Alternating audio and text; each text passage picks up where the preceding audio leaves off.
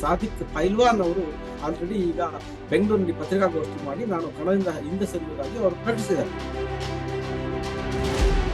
ಯಾರೋ ಒಬ್ರು ತೀರ್ಕೊಂಡು ಉಪಚುನಾವಣೆ ಬಂದ್ರೆ ಅವ್ರ ಕುಟುಂಬದ ಸದಸ್ಯರಿಗೆ ಟಿಕೆಟ್ ಕೊಡೋದು, ಸಹಾನುಭೂತಿಯಿಂದ ಗಳಿಸ್ಕೊಳ್ಳೋದು, ಆ ಮೂಲಕವಾಗಿ ಗೆಲ್ಲೋದು ಅದು ಸಂಪ್ರದಾಯವೇ ಆಗೋಗಿದೆ ನಮ್ಮ ಕರ್ನಾಟಕದಲ್ಲಿ. ಒಟ್ಟ ಒಂದು ಮೇಲ್ಮಟ್ಟದ ಮಾಹಿತಿ ಪ್ರಕಾರ ದಾವಣಗೆರೆಯ ದಕ್ಷಿಣ ವಿಧಾನಸಭಾ ಕ್ಷೇತ್ರದಲ್ಲಿ 80,000 ಮುಸ್ಲಿಂ ಮತಗಳಿದಾವೆ ಅಂತ ಹೇಳಲಾಗ್ತದೆ. ಇದು ಸಮರ್ಥ ಶಾಮನೂರ್ ಅವರಿಗೆ ಹಿನ್ನಡೆ ಆಗ್ತದೋ ಅಥವಾ ಬಿಜೆಪಿ ಅಭ್ಯರ್ಥಿ ಶ್ರೀನಿವಾಸ್ ದಾಸ್ಕರಿ ಅವರಿಗೆ ಅನುಕೂಲ ಆಗ್ತದೆ? ಈ ಕ್ಷೇತ್ರದಲ್ಲಿ 16 ಚುನಾವಣೆಗಳಾಗಿದೆ. ಒಂದು ಚುನಾವಣೆಯಲ್ಲೂ ಕೂಡ ಬಿಜೆಪಿ ಗೆದ್ದಿಲ್ಲ. ಪ್ರಬಲವಾದಂತಹ ಒಂದು ಪ್ರತಿಸ್ಪರ್ಧಿಯಾಗಿ ಅವರು ಹೊರಹೊಮ್ಮುವ ಸಾಧ್ಯತೆ ಇತ್ತು.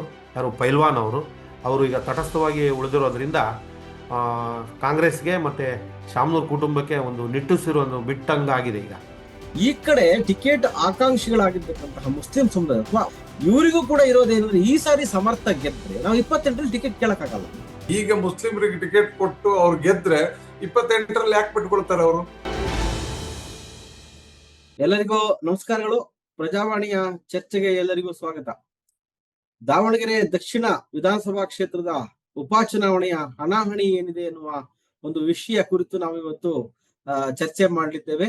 ನಾನು ವೈಗಾ ಜಗದೀಶ್, ಬೆಂಗಳೂರು ರಾಜಕೀಯ ವರದಿಗಾರ ವಿಭಾಗದ ಮುಖ್ಯಸ್ಥ.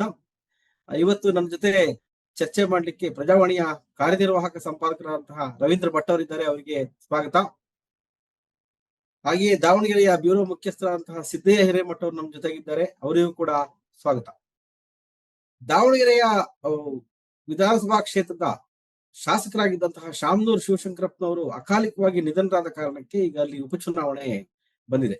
ಶಾಮನೂರ್ ನಿಧನರಾದ ಕಾರಣಕ್ಕೆ ಅವರ ಕುಟುಂಬದಲ್ಲೇ ಒಬ್ಬರಿಗೆ ಟಿಕೆಟ್ ಕೊಡಬೇಕು ಅನ್ನುವಂತಹ ಒಂದು ಬೇಡಿಕೆ ಆರಂಭದಲ್ಲಿ ಇತ್ತು. ಆದ್ರೆ ಮುಸ್ಲಿಂ ಸಮುದಾಯದವರು ನಮಗೆ ಟಿಕೆಟ್ ಕೊಡಬೇಕು ಕಾಂಗ್ರೆಸ್ ಇಂದ ಈ ಬಾರಿ ಅನ್ನುವಂತಹ ಒಂದು ಬೇಡಿಕೆಯನ್ನು ಆರಂಭ ಮಂಡಿಸ್ತಾ ಇದ್ರು. ಕೊನೆಗೆ ಕಾಂಗ್ರೆಸ್ ಪಕ್ಷ SS ಮಲ್ಲಿಕಾರ್ಜುನ್ ಅವರ ಪುತ್ರ ಸಮರ್ಥ ಶಾಮನೂರ್ ಅವರ ಹೆಸರನ್ನ ಅಂತಿಮವಾಗಿ ಘೋಷಣೆ ಮಾಡ್ತು. ಆಗ ಮುಸ್ಲಿಂ ಸಮುದಾಯದವರು ನಮಗೂ ಟಿಕೆಟ್ ಬೇಕು ಅಂತ ಹೇಳಿ ಹಲವು ಅಭ್ಯರ್ಥಿಗಳನ್ನ ನಿಲ್ಲಿಸಿದ್ರು. ಈಗ ನಿನ್ನೆ ಅಲ್ಲಿ ಕಾಂಗ್ರೆಸ್ನ ಪ್ರಬಲ ಟಿಕೆಟ್ ಆಕಾಂಕ್ಷಿ ಆಗಿದ್ದಂತಹ ಸಾದಿಕ್ ಪೈಲ್ವಾನ್ ಅವರು ಕೊನೆಗಳಿಗಿರುವ ಅವರ ನಾಮಪತ್ರ ವಾಪಸ್ ತಡೆಯುವ ಯತ್ನವನ್ನ ಕಾಂಗ್ರೆಸ್ ಪಕ್ಷದ ನಾಯಕರು ಮಾಡಿದ್ರು, ಆಗಿರ್ಲಿಲ್ಲ. ಈಗ ಇವತ್ತು ಈ ಕ್ಷಣ ಬಂದಿರೋ ಸುದ್ದಿ ಪ್ರಕಾರ ಅವರು ಆಲ್ರೆಡಿ ಈಗ ಬೆಂಗಳೂರಿನಲ್ಲಿ ಪತ್ರಿಕಾಗೋಷ್ಠಿ ಮಾಡಿ ನಾನು ಕಣದಿಂದ ಹಿಂದೆ ಸರಿಯುವುದಾಗಿ ಅವರು ಪ್ರಕಟಿಸಿದ್ದಾರೆ. ಯಾರು? ಸಾದಿಕ್ ಪೈಲ್ವಾನ್. ಇತ್ತ ಬಿಜೆಪಿಯಿಂದ ಕೂಡ ವಿಜೇಂದ್ರ ಅವರ ಬೆಂಬಲಿಗರನ್ನ ಬಿಟ್ಟು ಸಿದ್ದೇಶ್ವರ ಅವರ ಆಪ್ತ ಆದಂತಹ ಶ್ರೀನಿವಾಸ್ ದಾಸ್ಕರಿಯಪ್ಪ ಅವರಿಗೆ ಬಿಜೆಪಿ ಟಿಕೆಟ್ ಘೋಷಣೆ ಮಾಡಿದೆ. ಎರಡು ಪಕ್ಷಗಳು ನೇರ ಪೈಪೋಟಿ ಇದ್ದಂತೆ ಅನಿಸ್ತಾ ಇದೆ. ಒಟ್ಟಾರೆ ಈ ದಾವಣಗೆರೆಯ ಒಂದು ರಾಜಕಾರಣ ಏನಾಗಿತ್ತು, ಕುಟುಂಬ ರಾಜಕಾರಣದ ಒಂದು ಪ್ರಭಾವಳಿಗೆ ಸಿಲುಕಿ ಒಂದು ರಾಜ್ಯ ಮಟ್ಟದ ಸುದ್ದಿ ಆಗಿತ್ತು. ಸರಿ, ಕುಟುಂಬ ರಾಜಕಾರಣ ಬಿಟ್ಟು ಈ ತರದ ಉಪಚುನಾವಣೆಗಳಲ್ಲಿ ಬೇರೆ ಪರ್ಯಾಯಗಳಿರ್ಲಿಲ್ವೇ ರವೀಂದ್ರ ಭಟ್ ಅವರೇ? ದಾವಣಗೆರೆ ಉಪಚುನಾವಣೆಯಲ್ಲಿ ಈಗ ಸಾದಿಕ್ ಹಿಂದೆ ಸರಿದಿದ್ರು ಕೂಡ SDPI ಕ್ಯಾಂಡಿಡೇಟ್ ಇದ್ದಾರೆ. ಆಮೇಲೆ ಅಲ್ಪಸಂಖ್ಯಾತರು ಶಾಮನೂರ್ ಅವ್ರ ಬಗ್ಗೆ, ಶಾಮನೂರ್ ಕುಟುಂಬದ ಬಗ್ಗೆ ಅವರ ಅಸಮಾಧಾನವನ್ನ ಸಾಕಷ್ಟು ವ್ಯಕ್ತಪಡಿಸಿದ್ದಾರೆ. ಮತ್ತೆ SDPI ಅಲ್ಲದೆ ಇನ್ನೂ 10-11 ಜನ ಮುಸ್ಲಿಂ ಕ್ಯಾಂಡಿಡೇಟ್ಗಳಿದ್ದಾರೆ ಅಲ್ಲಿ. ಆ ಹಿನ್ನೆಲೆ ಒಳಗೆ ನಾವು ಇಡೀ ಇದನ್ನು ನೋಡ್ಬೇಕು. ಒಂದು ಉಪಚುನಾವಣೆ, ಯಾವುದೇ ಉಪಚುನಾವಣೆ ಬಂದ್ರೆ, ಯಾರೋ ಒಬ್ರು ತೀರ್ಕೊಂಡು ಉಪಚುನಾವಣೆ ಬಂದ್ರೆ ಅವ್ರ ಕುಟುಂಬದ ಸದಸ್ಯರಿಗೆ ಟಿಕೆಟ್ ಕೊಡೋದು, ಸಹಾನುಭೂತಿಯಿಂದ ಮತವನ್ನ ಗಳಿಸ್ಕೊಳ್ಳೋದು, ಆ ಮೂಲಕವಾಗಿ ಗೆಲ್ಲೋದು ಅದು ಸಂಪ್ರದಾಯವೇ ಆಗೋಗಿದೆ ನಮ್ಮ ಕರ್ನಾಟಕದಲ್ಲಿ. ಅಥವಾ ಕರ್ನಾಟಕದಲ್ಲಿ ಅಂತಲ್ಲ, ಇಡೀ ದೇಶದಲ್ಲೇ ಆ ನಮೂನೆಯಾದ ಒಂದು ಪ್ರಕ್ರಿಯೆ ನಡೀತಾ ಇದೆ. ಅದು ನನ್ನ ದೃಷ್ಟಿಯಲ್ಲಿ ಅದು ಪ್ರಜಾಪ್ರಭುತ್ವ ಅಲ್ಲ, ಆದ್ರೆ ವ್ಯವಸ್ಥೆ ಆ ನಮೂನೆ ಇದೆ, ಅದು ನಡೀತಾ ಇದೆ. ಈಗ ನೀವು ದಾವಣಗೆರೆಗೆ ಗಮನಿಸಿ ಹೇಳೋದಾದ್ರೆ, ಅಲ್ಪಸಂಖ್ಯಾತರು ಯಾಕೆ ಈ ಹೊತ್ತಿಗೆ ಟಿಕೆಟ್ ಅನ್ನ ಕೇಳಲಿಕ್ಕೆ ಮುಂದಾಗಿದ್ರು ಅನ್ನೋದನ್ನ ನಾವು ಚಿಂತನೆ ಮಾಡಬೇಕು. ಈಗ ಒಂದು. ಎರಡನೇದು, ನಿನ್ನೆವರೆಗೂ ಸಾದಿಕ್ ಪೈಲ್ವಾನ್ ಅವರು ನಾವು ವಾಪಸ್ ತಗೊಳ್ಳಲ್ಲ ಅಂತ ಹೇಳ್ತಾ ಇದ್ದವರು ಈಗ ಮುಖ್ಯಮಂತ್ರಿ ಭೇಟಿ ಆದ್ಮೇಲೆ ವಾಪಸ್ ತಗೊಳ್ತೀನಿ ಅಂತ ಹೇಳಿದ್ರೆ, ಅಥವಾ ವಾಪಸ್ ತಗೊಳಕ್ ಬರಲ್ವಲ್ಲ, ಈಗ ಸೈಲೆಂಟ್ ಆಗ್ಬೋದು ಅಷ್ಟೇ, ಬಿಟ್ರೆ ಬೇರೆ ಏನು ಮಾಡಕ್ ಆಗಲ್ಲ ಈಗ. ಆ ಹಿನ್ನೆಲೆ ಒಳಗೆ ದಾವಣಗೆರೆಯ ಸದ್ಯದ ರಾಜಕೀಯ ಪರಿಸ್ಥಿತಿ ಏನಿದೆ ಅಂತ ಸಿದ್ದಯ್ಯನವರು ಹೇಳಬೇಕು. ಅವ್ರು ಹೇಳಿದ್ಮೇಲೆ ನಾವು ಇನ್ನಷ್ಟು ಮುಂದುವರಿಬಹುದು ಅಂತ ಅನ್ಸುತ್ತೆ.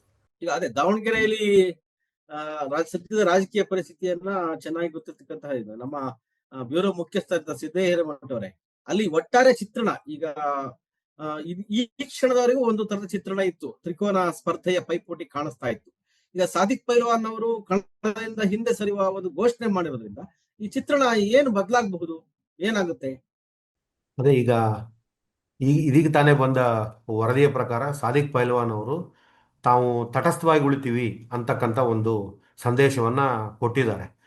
ಆದರೆ ನಿನ್ನೆ ಮಧ್ಯಾಹ್ನ 2:45ಗೆ ಕಾಂಗ್ರೆಸ್ ಮುಖಂಡರು ಅವ್ರ ಮನೆಗೆ ಬರ್ತಾರೆ, ನೀವು ನಾಮಪತ್ರವನ್ನು ವಾಪಸ್ ತಗೊಳ್ರಿ ಅಂತಾರೆ. 3 ಗಂಟೆಗೆ ಟೈಮ್ ಇರುತ್ತೆ, ಕೇವಲ 15 ನಿಮಿಷ ಅವಧಿ ಇಟ್ಕೊಂಡು ಅವ್ರು ಬಂದು ಅವ್ರಿಗೆ ಮನವೊಲಿಸಕ್ಕೆ ನೋಡಿದಾಗ ಅದು ಎಲ್ಲೋ ಒಂದು ಕಡೆ ಕಾಂಗ್ರೆಸ್ಸು ಮತ್ತು ಕಾಂಗ್ರೆಸ್ಸಿನ ಮುಖಂಡರಾಗಿರ್ತಕ್ಕಂಥ ಅಲ್ಪಸಂಖ್ಯಾತರ ಮುಖಂಡರಾಗಿರ್ತಕ್ಕಂಥ ಜಮೀರ್ ಅಹಮದ್ ಅವರು, ಆ್ಯಕ್ಚುಲಿ ಜಮೀರ್ ಅಹಮದ್ ಅವರೇ ಅದನ್ನು ಪ್ರಯತ್ನ ಮಾಡಬೇಕಾಗಿತ್ತು. ಅಲ್ಲೇ KPCCಯಿಂದ ನೀವೇ ಹೋಗಿ ಅವ್ರ ಮನವೊಲಿಸ್ರಿ ಅಂತ ಹೇಳಿದ್ರು, ಆದರೆ ಅವ್ರು ಬರಲಿಲ್ಲ. ಕೊನೆಗೆ KPCCಯ ಮುಖಂಡರಾಗಿರ್ತಕ್ಕಂಥ ಸಲೀಂ ಅಹಮದ್ ಅವರು ಮತ್ತು ರಿಜ್ವಾನ್ ಅವರು ಬಂದು ಅವ್ರ ಮನವೊಲಿಸಕ್ಕೆ ನೋಡಿದ್ರು, ಅವ್ರು ಆಗಲ್ಲ ಅಂತ ಹೇಳಿದರು. ಹಾಗಾಗಿ ಅವ್ರ ಕಣದಲ್ಲಿ ಅವ್ರ ಹೆಸರು ಉಳಿತೀಗ. ಈಗ ಅವರು ಇವತ್ತು ಮುಖ್ಯಮಂತ್ರಿ ಅವ್ರನ್ನ ಕರೆಸ್ಕೊಂಡು ಈಗ ಮಾತುಕತೆ ಮಾಡಿ ಅವರು ಈಗ ನಾನು ತಟಸ್ಥವಾಗಿ ಉಳಿತೀನಿ, ವಿಡ್ರಾ ಅಂತೂ ಮಾಡ್ಕೊಳಕ್ಕೆ ಬರಲ್ಲ, ತಟಸ್ಥವಾಗಿ ಉಳಿತೀನಿ ಅಂತ ಹೇಳಿದ್ದಾರೆ. ಅಲ್ಲಿಗೆ ಒಂದು ತ್ರಿಕೋನ ಸ್ಪರ್ಧೆಯ ಒಂದು ಅವಕಾಶ ತಪ್ಪಿದೆ ಅಂತ ನಾವು ಹೇಳ್ಬೋದು. ಆದರೆ ಮುಸ್ಲಿಂ ಸಮುದಾಯದ ಇನ್ನೂ 10 ಜನ ಅಭ್ಯರ್ಥಿಗಳು ಕಣದಲ್ಲಿ ಇದ್ದಾರೆ. ಅದರಲ್ಲಿ ಪ್ರಮುಖವಾಗಿ SDPI ಇದೆ. ಅದ್ರ ಜೊತೆಗೇನೆ ನಿನ್ನೆ ಪಾರ್ಟಿಯಿಂದ ಉಚ್ಚಾಟಿತರಾಗಿದ್ದಾರೆ ಸುಬಾನ್ ಸಾಬ್, ಅವರು ಕೂಡ ಕಣದಲ್ಲೇ ಇದ್ದಾರೆ. ಸೊ ಅಲ್ಪಸಂಖ್ಯಾತರು ಈ ಕ್ಷೇತ್ರದಲ್ಲಿ ಸ್ಪರ್ಧೆ ಮಾಡ್ತಾ ಇರೋದು ಇದೇನು ಹೊಸದಲ್ಲ. ಪ್ರತಿಯೊಂದು ಚುನಾವಣೆಯಲ್ಲೂ ಕೂಡ ಅಲ್ಪಸಂಖ್ಯಾತರು 4 ಜನ, 5 ಜನ, 8 ಜನ ಈ ಥರ ತಮ್ಮ ಉಮೇದುವಾರಿಕೆಯನ್ನು ಸಲ್ಲಿಸಿರ್ತಾರೆ. ಇದೀಗ ಈ ಚುನಾವಣೆಯಲ್ಲಿ ಕೂಡ 22 ಜನ ನಾಮಪತ್ರ ಸಲ್ಲಿಸಿದ್ರು. ಅದರಲ್ಲಿ 11 ಜನ ವಾಪಸ್ ತಗೊಂಡು 11 ಜನ ಕಣದಲ್ಲಿದ್ದಾರೆ. ಇವರು ಸುಬಾನ್ ಸಾಬ್ ಅವರು ಕಣದಲ್ಲಿರೋದು ಮತ್ತು ಅಫ್ಜಲ್ ಕೊಡ್ಲಿಪೇಟೆ ಅವರು ಕಣದಲ್ಲಿರೋದ್ರಿಂದ ಮತವನ್ನು ಚದುರಿಸುವಂತಹ ಅಲ್ಪಸಂಖ್ಯಾತರ ಒಂದು ವಿಚಾರ ಏನಿದೆ ಅದು ಸಾಧ್ಯತೆ ಇದ್ದೇ ಇದೆ. ಆದರೆ ಒಂದು ರೀತಿಯಲ್ಲಿ ಕಾಂಗ್ರೆಸ್ ಈಗ ನಿಟ್ಟುಸಿರು ಬಿಟ್ಟಿದೆ ಅಂತಲೇ ಹೇಳ್ಬೋದು SS ಮಲ್ಲಿಕಾರ್ಜುನ್ ಅವರು. ಯಾಕಂದರೆ ಪ್ರಬಲವಾದಂತಹ ಒಂದು ಪ್ರತಿಸ್ಪರ್ಧಿಯಾಗಿ ಅವರು ಹೊರಹೊಮ್ಮುವ ಸಾಧ್ಯತೆ ಇತ್ತು. ಯಾರು ಪೈಲ್ವಾನ್ ಅವರು ಈಗ ತಟಸ್ಥವಾಗಿ ಉಳಿದಿರೋದ್ರಿಂದ ಕಾಂಗ್ರೆಸ್ಗೆ ಮತ್ತು ಶಾಮನೂರ್ ಕುಟುಂಬಕ್ಕೆ ಒಂದು ನಿಟ್ಟುಸಿರು ಬಿಟ್ಟಂಗಾಗಿದೆ. ಈಗ ನಾವು ಖಂಡಿತವಾಗಿಯೂ ಕೂಡ BJP ಮತ್ತು ಕಾಂಗ್ರೆಸ್ ಮಧ್ಯೆ ನೇರ ಹಣಾಹಣಿ ಅಂತ ಈಗ ನಾವು ಹೇಳ್ಬೋದು. ಅಲ್ಲ, ಈಗ ಅವರು ಪೈಲ್ವಾನ್ ಅವರು ಅಂದ್ರೆ ನಿಜವಾಗಿ ಹೆಸರೇ ಪೈಲ್ವಾನ್ ಇದೆ, ಆದ್ರೆ ಅವ್ರು ಪೈಲ್ವಾನ್ ಜಟ್ಟಿ ಆಗಿದ್ರು ಸಾದಿಕ್ ಪೈಲ್ವಾನ್ ಅವರು. ಒಟ್ಟ ಒಂದು ಮೇಲ್ಮಟ್ಟದ ಮಾಹಿತಿ ಪ್ರಕಾರ ದಾವಣಗೆರೆಯ ದಕ್ಷಿಣ ವಿಧಾನಸಭಾ ಕ್ಷೇತ್ರದಲ್ಲಿ 80,000ದಷ್ಟು ಮುಸ್ಲಿಂ ಮತಗಳಿದಾವೆ ಅಂತ ಹೇಳಲಾಗ್ತಾ ಇದೆ. ಈಗ ನೀವಾಗ್ಲೇ ಹೇಳಿದಾಗೆ ಒಂದು 11 ಜನ ಕಣದಲ್ಲಿ ಉಳಿತಾರೆ. ಸುಬಾನ್ ಸಾಬ್ ಇರಬಹುದು, ಅಫ್ಗರ್ ಕೊಡ್ಲಿಪೇಟೆ ಅವರು ದಾವಣಗೆರೆ ಎಲ್ಲ ಬೇರೆ ಕಡೆಯಿಂದ ಬಂದು ಈ ಹಂತದಲ್ಲಿ ಚುನಾವಣೆ ನಿಂತಿದ್ದಾರೆ. ಗೊತ್ತಿಲ್ಲ ಅವರ SDPI ನೆಟ್ವರ್ಕ್ ಎಷ್ಟಿದೆ ಎನ್ನುವಂಥದ್ದು. ಇದು ಸಮರ್ಥ ಶಾಮನೂರ್ ಅವರಿಗೆ ಹಿನ್ನಡೆ ಆಗ್ತದೋ ಅಥವಾ BJP ಅಭ್ಯರ್ಥಿ ಶ್ರೀನಿವಾಸ್ ದಾಸ್ಕರಿ ಅವರಿಗೆ ಅನುಕೂಲ ಆಗ್ತದೋ? ಮೇಲ್ನೋಟಕ್ಕೆ ಇಲ್ಲಿ ಸಾದಿಕ್ ಪೈಲ್ವಾನ್ ಅವರಾಗ್ಲಿ ಸುಬಾನ್ ಸಾಬ್ ಆಗಲಿ ಅವರು ನಾವು ಕಂಟೆಸ್ಟ್ ಮಾಡ್ತೀವಿ ಅಂತ ಹೇಳೋವರೆಗೂ ಕೂಡ ಇಲ್ಲಿ ಅವ್ರದ್ದೇನು ಪ್ರಾಬಲ್ಯ ಏನೂ ಇರಲಿಲ್ಲ. ಈ ಚುನಾವಣೆಗೆ ಅವರು ಮುಂದೆ ಒಂದು ನಿಲ್ಲಬೇಕು, ನಾವು ಇಲ್ಲಿ MLA ಆಗ್ಬೇಕು ಅಂತಕ್ಕಂಥ ಆಶಯವನ್ನು ಹಿಂದೆಂದೂ ವ್ಯಕ್ತಪಡಿಸಿದವರೇ ಅಲ್ಲ. ಈಗೇನು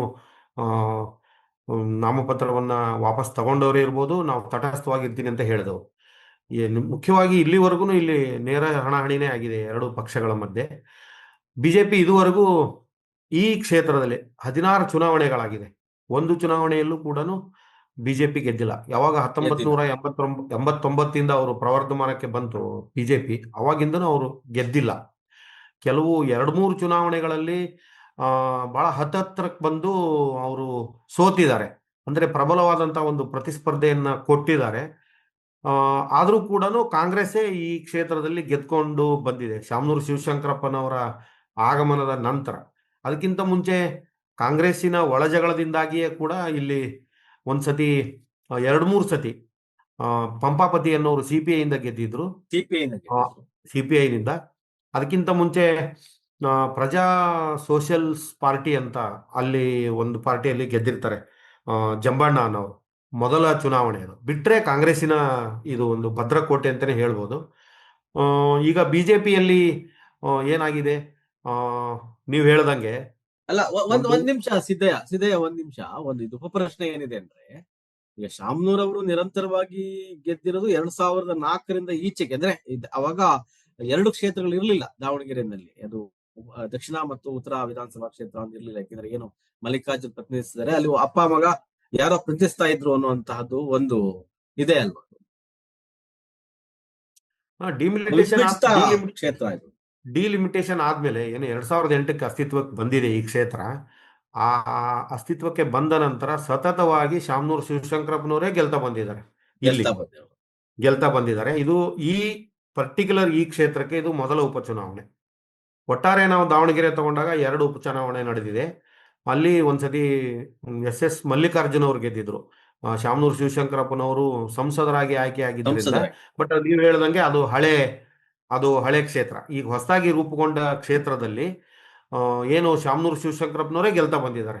ಅವ್ರಿಗೆ ಒಂದು ಪ್ರಬಲವಾದ ಒಂದು ಪ್ರತಿಸ್ಪರ್ಧೆಯನ್ನಂತೂ ಬಿಜೆಪಿ ನೀಡ್ತಾ ಬಂದಿದೆ, ಅದ್ರ ಗೆಲುವನ್ನ ಸಾಧಿಸಿಲ್ಲ. ಅವಾಗ ಏನಾಗಿತ್ತು, ಈ 4 ಚುನಾವಣೆ ಹಿಂದೆ ನಡೆದಿರ್ತಕ್ಕಂಥ 4 ಚುನಾವಣೆಗಳಲ್ಲಿ JDS ಅಂತಕ್ಕಂಥ ಒಂದು ಪಕ್ಷನೂ ಇರ್ತಾ ಇತ್ತು. ಆ ಅಭ್ಯರ್ಥಿನೂ ಇರ್ತಿದ್ರು, ಮತ್ತೆ ಅಲ್ಪಸಂಖ್ಯಾತರು ಕೂಡ ಸಾಕಷ್ಟು ಜನ ಅಲ್ಲಿ ಕಂಟೆಸ್ಟ್ ಮಾಡ್ತಿದ್ರು. ಇವಾಗ JDS ಮತ್ತು ಬಿಜೆಪಿಯ ಮಧ್ಯೆ ಮೈತ್ರಿ ಆಗಿರೋದ್ರಿಂದ ಈಗ ನೇರ ಹಣಾಹಣಿ ಏರ್ಪಟ್ಟಿದೆ. ಮತಗಳು ಚೆದರಿ ಹೋಗ್ಬೋದು ಅಂತಕ್ಕಂಥದ್ದು. ಈಗ ಏನಾಗಿದೆ, ಮೊದಲು ಇಲ್ಲಿ ಮುಖ್ಯವಾಗಿ ಅಲ್ಪಸಂಖ್ಯಾತರ ಮತಗಳೇ ಹೆಚ್ಚಿನ ಪ್ರಮಾಣದಲ್ಲಿ, ಹೆಚ್ಚು ಕಡಿಮೆ ಒಂದು 75ರಿಂದ 80 ಸಾವಿರ ಮತಗಳು ಅಲ್ಪಸಂಖ್ಯಾತರ ಮತಗಳಿದೆ. 2ನೇ ಸ್ಥಾನದಲ್ಲಿ ಇರ್ತಕ್ಕಂಥವ್ರು ವೀರಶೈವ ಲಿಂಗಾಯತ ಸಮುದಾಯದವರು. ಅವ್ರದ್ದೊಂದು 45ರಿಂದ 50 ಸಾವಿರ ಮತಗಳಿದೆ. ನಮ್ಗೆಲ್ಲ ಗೊತ್ತಿರೋ ಹಾಗೆ ಬಿಜೆಪಿ ಏನಿದೆ ಈ ಮತಗಳನ್ನೇ ಅವಲಂಬಿಸಿರ್ತಕ್ಕಂಥದ್ದು. ಶಾಮನೂರು ಶಿವಶಂಕರಪ್ಪನವರು ಇದ್ದಾಗ ವೀರಶೈವ ಲಿಂಗಾಯತ ಮತಗಳನ್ನು ಕೂಡ ಅವರು ತಗೊಂತಿದ್ರು. ಹಾಗಾಗಿ ಅವರ ಗೆಲುವು ಮತ್ತಷ್ಟು ಸುಲಭ ಆಗ್ತಿತ್ತು.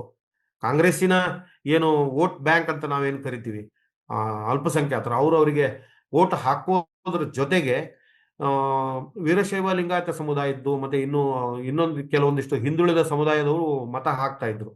ಇದೀಗ ಈ ಚುನಾವಣೆಯಲ್ಲಿ JDS ಮೈತ್ರಿ ಆಗಿರೋದ್ರಿಂದ ಮತ್ತೆ ಕುಟುಂಬ ರಾಜಕಾರಣ ಏನು ಮುಂದುವರಿತಾ ಇದೆ, 3ನೇ ತಲೆಮಾರಿಗೆ ಇವರು ಟಿಕೆಟ್ ಕೊಡಬಾರದಿತ್ತು ಅಂತಕ್ಕಂಥ ಸಾಕಷ್ಟು ಅಭಿಪ್ರಾಯಗಳು ಇಲ್ಲಿ ವಿರೋಧಿ ಬಣದಲ್ಲಿ ಕೇಳಿ ಬಂದಿದೆ. ಆದರೆ ಶಾಮನೂರು ಶಿವಶಂಕರಪ್ಪನವರ ನಿಧನದ ದಿಢೀರ್ ಏನು ಒಂದು 2-3 ದಿನದ ಅವಧಿಯಲ್ಲಿ ಜನ ಮಾತಾಡ್ಕೊಂಡಿದ್ದು, ಮತದಾರರೇ ಮಾತಾಡ್ಕೊಂಡಿದ್ದು ಏನಂದ್ರೆ, ಇಲ್ಲ ಇದು ಬಹುಶಃ ಅವ್ರ ಕುಟುಂಬದವರಿಗೆ ಇಲ್ಲಿ ಟಿಕೆಟ್ ಕೊಡಲಾಗ್ತದೆ, ಆದರೆ ಮಲ್ಲಿಕಾರ್ಜುನ್ ಅವ್ರಿಗೆ ಇನ್ನೊಂದಿಬ್ರು ಬ್ರದರ್ಸ್ ಇದ್ದಾರೆ, ಅವರಲ್ಲಿ ಒಬ್ರಿಗೆ ಕೊಡ್ಬೋದು ಅಂತಕ್ಕಂಥ ಮಾತುಕತೆಗಳು ರಾಕೇಶ್ ಮತ್ತು ಗಣೇಶ್ ಅವರು ಮತ್ತೆ ಗಣೇಶ್ ಅವರಿಗೆ ಕೊಡ್ಬೋದು ಅಂತಕ್ಕಂಥ ಕೇಳಿ ಬಂದಿತ್ತು. ಆದರೆ ಈ 3ನೇ ತಲೆಮಾರಿಗೆ ಕೊಟ್ಟಿದ್ದು ಸ್ವಲ್ಪ ಅಸಮಾಧಾನಕ್ಕೆ ಕಾರಣ ಆಗಿದೆ. ಪಕ್ಷದ ನಿಷ್ಠೆಯನ್ನ ಹೊಂದಿರತಕ್ಕಂಥ ಮತದಾರರೇನಿದ್ದಾರೆ ಅವರು ಇದನ್ನ ಬಹಳಷ್ಟು ತಲೆ ಕೆಡಿಸ್ಕೊಳ್ಳಲ್ಲ. ಆದರೆ ಅತಿಯಾದ ನಿಷ್ಠೆಯನ್ನ ಹೊಂದಿರತಕ್ಕಂಥ ಅಲ್ಪಸಂಖ್ಯಾತರೇ ಸಿಕ್ಕಾಪಟ್ಟೆ ಟೀಕೆಯನ್ನ ಮಾಡಿದ್ದಾರೆ. ನೀವು 3ನೇ ತಲೆಮಾರಿನ ಒಂದು ಟಿಕೆಟ್ ಕೊಟ್ರಿ 3ನೇ ತಲೆಮಾರಿಗೆ, ಮತ್ತೆ ಆ ಹುಡುಗ ಇನ್ನೂ ಚಿಕ್ಕವನು 26-27 ವರ್ಷದ ಹುಡುಗ, ಅವನಿಗೆ ಇನ್ನೂ ಅವಕಾಶ ಇತ್ತು, ನೀವು ನಮಗೆ ಕೊಡ್ಬೋದಾಗಿತ್ತು ಅಂತಕ್ಕಂಥ ಅಭಿಪ್ರಾಯಗಳನ್ನು ಹೇಳಿ ಒಂದು ಪರ್ಸೆಪ್ಷನ್ ಕ್ರಿಯೇಟ್ ಮಾಡಿದ್ದಾರೆ. ಬಟ್ ಇವತ್ತಿನ ಸ್ಥಿತಿಯನ್ನು ನೋಡಿದ್ರೆ ಈಗ ಸಾದಿಕ್ ಪೈಲ್ವಾನ್ ಅವರು ಕೂಡ ತಟಸ್ಥವಾಗಿ ಉಳಿತೀನಿ ಅಂತ ಹೇಳಿರೋದ್ರಿಂದ ಅದು ಬಿಜೆಪಿಗೆ ಎಷ್ಟರ ಮಟ್ಟಿಗೆ ಮುಳುವಾಗ್ಬೋದು ಅಥವಾ ಕಾಂಗ್ರೆಸ್ಗೆ ವರ ಆಗ್ಬೋದು ಅಂತಕ್ಕಂಥದ್ದನ್ನ ನಾವು ಕಾದ್ ನೋಡ್ಬೇಕಷ್ಟೇ. ಮತ್ತೆ ನಿಮ್ಮ ಹತ್ರ ಬರ್ತೀನಿ. ಈಗ ರವೀಂದ್ರ ಭಟ್ರವರ, ಈಗ ಒಟ್ಟಾರೆ ಬಿಜೆಪಿಯ ಪರಿಸ್ಥಿತಿ ಏನಿದೆ, ವಿಜೇಂದ್ರ ಅವರು ಅಧ್ಯಕ್ಷರ ಆದ ಮೇಲೆ ಲೋಕಸಭಾ ಚುನಾವಣೆಯಲ್ಲಿ 3 ಜನ ರಾಜೀನಾಮೆ ಕೊಟ್ಟ ಕಾರಣಕ್ಕೆ ಒಂದು 3 ಉಪಚುನಾವಣೆ ನಡೀತು. ಒಂದು ಏನು ಚನ್ನಪಟ್ಟಣ, ಇನ್ನೊಂದು ಬೊಮ್ಮಾಯಿ ಅವರು ಪ್ರತಿನಿಧಿಸುವ ಶಿಗ್ಗಾವಿ ಮತ್ತು ತುಕಾರಾಂ ಪ್ರತಿನಿಧಿಸುವ ಸಂಡೂರಲ್ಲಿ. 3 ಉಪಚುನಾವಣೆಯಲ್ಲಿ 2ನ್ನ ಕಾಂಗ್ರೆಸ್ ಕಿತ್ಕೊಂಡು ಒಂದು ಕಾಂಗ್ರೆಸ್ ಉಳಿಸ್ಕೊಳ್ತು. ಇಲ್ಲಿ ಕೂಡ ಕುಟುಂಬ ರಾಜಕಾರಣವೇ ಗೆದ್ದದ್ದು. ಅಂದ್ರೆ ಕುಮಾರಸ್ವಾಮಿ ಅವರು ನಿಖಿಲ್ ಕುಮಾರಸ್ವಾಮಿ ನಿಲ್ಸಿದ್ರು, ಅಲ್ಲಿ ಯೋಗೇಶ್ವರ್ ಗೆದ್ರು. ಬೊಮ್ಮಾಯಿ ಅವರು ತಮ್ಮ ಮಗ ಭರತ್ ಬೊಮ್ಮಾಯಿ ನಿಲ್ಸಿದ್ರು, ಅಲ್ಲಿ ಇವರು ಏನು ಕಾಂಗ್ರೆಸ್ನ ಅಭ್ಯರ್ಥಿ ಪಠಾಣ್ ಅವ್ರು ಗೆದ್ರು. ಹಾಗೇನೆ ತುಕಾರಾಂ ಅವರು ಪ್ರತಿನಿಧಿಸಿದಂತಹ ಕ್ಷೇತ್ರದಲ್ಲಿ ಅವರ ಪತ್ನಿ ಅನ್ನಪೂರ್ಣ ಅವರು ನಿಲ್ಸಿದ್ರು, ಅವ್ರು ಗೆದ್ರು. ಅಂದ್ರೆ ಕಾಂಗ್ರೆಸ್ 3 ಸ್ಥಾನವನ್ನ ಗೆತ್ತು. ಸಾಮಾನ್ಯವಾಗಿ ಉಪಚುನಾವಣೆಗಳಲ್ಲಿ ಯಾವಾಗ್ಲೂ ಆಳುವ ಪಕ್ಷಕ್ಕೆ ಅನುಕೂಲಕಾರಿಯಾದಂತಹ ವಾತಾವರಣ ಇರೋದನ್ನ ನಾವು ನೋಡಿದ್ದೇವೆ ಹಿಂದಿನ ಕೂಡ. ಯಾಕೆಂದ್ರೆ ಕುಟುಂಬ ಗೆಲ್ಸಿದ್ ನಿಂತರೂ ಕೂಡ ಕುಮಾರಸ್ವಾಮಿ ಮತ್ತು ಬೊಮ್ಮಾಯಿ ತಮ್ಮ ಮಕ್ಕಳನ್ನ ಗೆಲ್ಸ್ಕೊಳಕ್ ಸಾಧ್ಯ ಆಗಲಿಲ್ಲ. ಕುಮಾರಸ್ವಾಮಿ ಕೇಂದ್ರ ಮಂತ್ರಿ ಆಗಿದ್ದರು ಕೂಡ.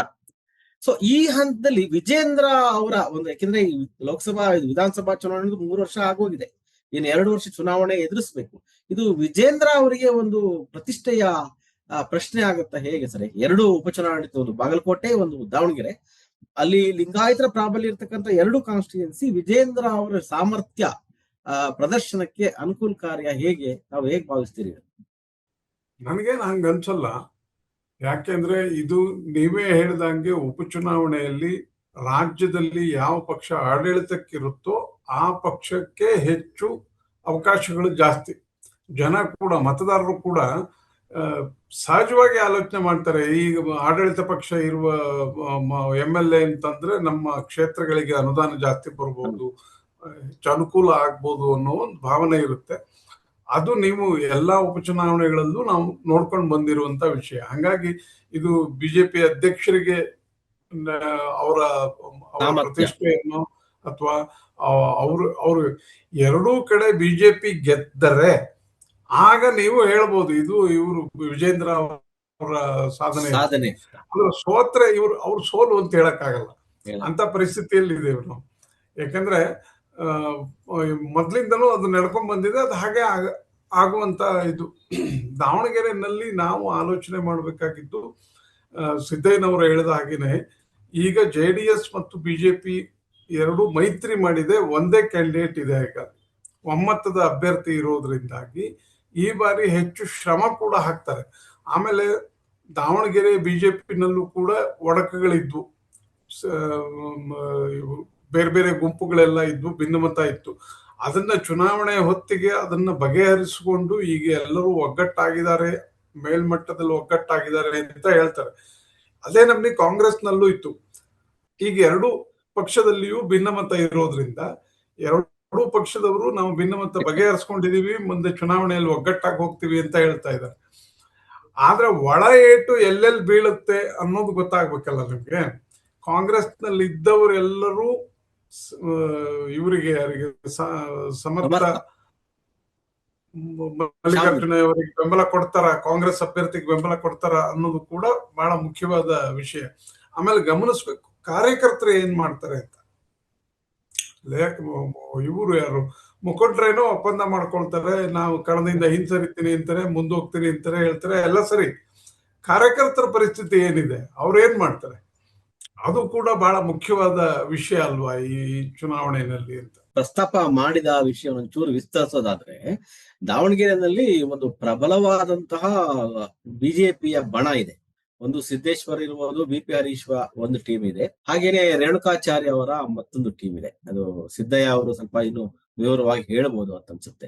ಯಾಕೆಂದ್ರೆ ಹಿಂದಿನ ಲೋಕಸಭಾ ಚುನಾವಣೆಯಲ್ಲಿ ಪ್ರಭಾ ಮಲ್ಲಿಕಾರ್ಜುನ್ ಅವರು, ಏನು ಮಲ್ಲಿಕಾರ್ಜುನ್ ಅವರ ಪತ್ನಿ ಮತ್ತು ಸಮರ್ಥ ಶಾಮ್ನೂರ್ ಅವರ ಅಮ್ಮ ಏನು ಸ್ಪರ್ಧೆಯಲ್ಲಿ ನಿಂತಿದ್ರು, ಆ ಚುನಾವಣೆಯಲ್ಲಿ ಬಿಜೆಪಿಯವರು ಸ್ವತಃ ಏನು ವಿಜೇಂದ್ರ ಅವರ ತಂದೆಯಾದಂತಹ ಯಡಿಯೂರಪ್ಪನವರು ಪ್ರಭಾ ಅವರನ್ನ ಗೆಲ್ಲಿಸೋದಕ್ಕೆ ಸಹಕಾರ ಮಾಡಿದ್ರು. ಯಾಕೆಂದ್ರೆ ಶಿವಮೊಗ್ಗದಲ್ಲಿ ಯಡಿಯೂರಪ್ಪನವ್ರ ಪುತ್ರ ರಾಘವೇಂದ್ರ ಗೆಲ್ಲಿಸೋಕೆ ಸಹಕಾರ ಮಾಡಿದ್ರು ಅನ್ನುವಂತಹ ಒಂದು ಟೀಕೆಯನ್ನ ಸಿದ್ದೇಶ್ವರ ಅವರ ಟೀಮು ಬಹಳ ಬಹಿರಂಗವಾಗಿ ಹೇಳ್ಕೊಂಡು ಬಂತು. ಆ ಕಾರಣಕ್ಕೆ ರೇಣುಕಾಚಾರ್ಯ ಮತ್ತು ಸಿದ್ದೇಶ್ವರ ಮಧ್ಯೆ ಪದೇ ಪದೇ ಜಟಾಪಟಿಗಳು ನಡೀತಾ ಇದ್ವು.